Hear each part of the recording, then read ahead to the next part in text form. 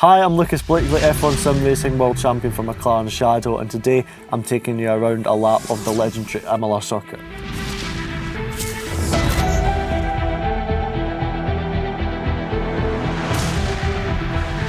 So, F1 car setup is possibly one of the most important aspects of F1 sim racing, as it's one of the few things we're actually able to change and influence on the car to try and give us some more performance, and that's something we spend a lot of time practicing with,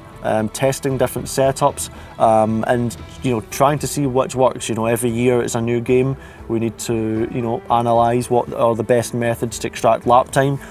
both in qualifying and race performances, what works for the tyres, what doesn't work for the tyres, because you can get too much tyre wear and all these sort of little details. I could go on and on about all these different intricacies that actually add up to make the difference, and one of my best advices would be is that the smallest little change can make the biggest difference. It doesn't need to be a big change, it doesn't need to be a complete overhaul of the aerodynamics, the suspension, the ride height. All it takes is for one little click here and there to make a car go from drivable but maybe struggling to put the lap together, for everything just to connect, for the synergy to be there, and for you to be fully confident and connected to the car. So when it comes to setup, that is one of the most important values that we need to get correct when we go racing. Starting a lap of Imola, DRS open before you cut the timing beam now, and then you want to save the distance all the way. Make it as straight a possible run as you head towards the first actual turn into the braking zone, using the road on the entry, braking just after the 100-metre board, and then as you can see, using all of these curbs just to open that section up, carry as much minimum speed as we can, chucking it down to 6th, then 5th gear, opening the corners up nicely, again using all the curbing on the exit, braking at about 50 metres here. Circuit rises up so it gives you a bit more grip as you feed yourself in towards the apex, so you can dive in quite aggressive through there. Rising up over the crest now, then down to 6th,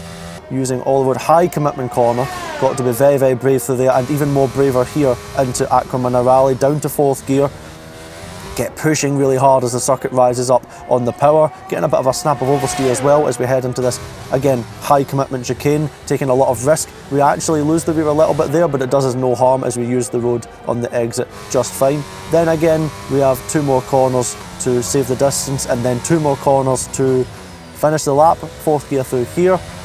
Just straightening up the car briefly before we chuck it into one last corner, just keeping it all together, trying not to invalidate. DRS open, and that is a lap of the Imola circuit. To find the right balance on setup, you quite simply need to test a lot and do a lot of laps. You need to try a lot of different downforce levels, you need to try